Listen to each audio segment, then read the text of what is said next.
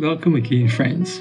Today marks the beginning of another week of study, and we will be looking at the preview of the study for this week entitled Language, Text, and Context.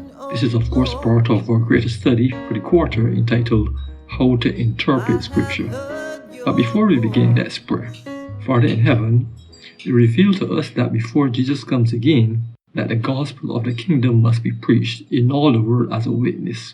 And we believe that this includes the spread and availability of the Bible to most, if not all, of humanity.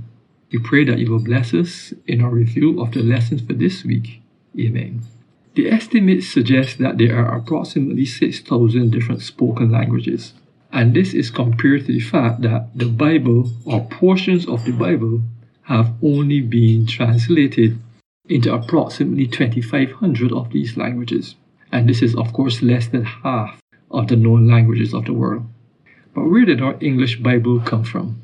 The Old Testament was first copied on leather scrolls, while papyrus became the favorite material for Bible copyists. This plant, papyrus, was found along the River Nile. It was cut into strips, it was soaked in water, and then it was pressed into sheets. These sheets of papyrus were then sewn together and placed between two pieces of wood for covers.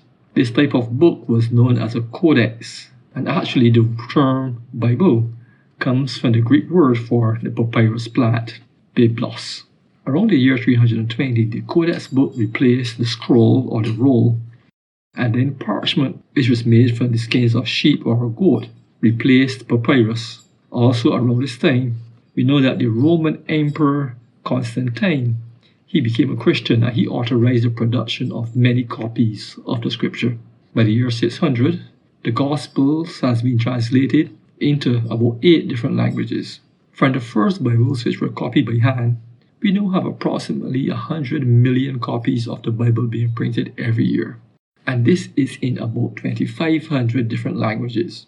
And I believe that this is amazing.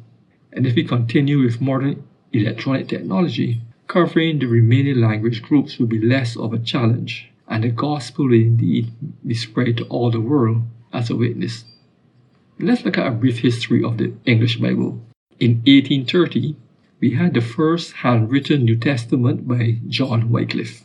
In 1517, we had the first printed New Testament by William Tyndale. A few years later, in 1535, we had the first printed complete Bible by Miles Coverdale. Then 25 years later, in 1560, we had the first Bible with numbered verses. This was called the Geneva Bible. It was printed by John Calvin, John Knox, Coverdale, and others.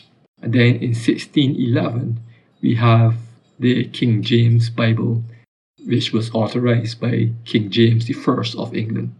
And today, we know that many different Bible societies continue to play a great part into spreading the message of the Bible. However, once the Bible has been produced and is available and is accessible, we still have a different issue. The issue now becomes interpretation, and that becomes relevant to us.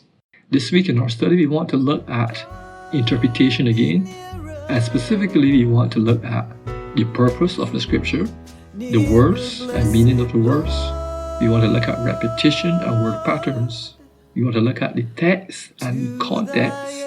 Then we want to look at complete books and their messages. I hope that you will join us as we delve into another interesting week of study. May God bless you.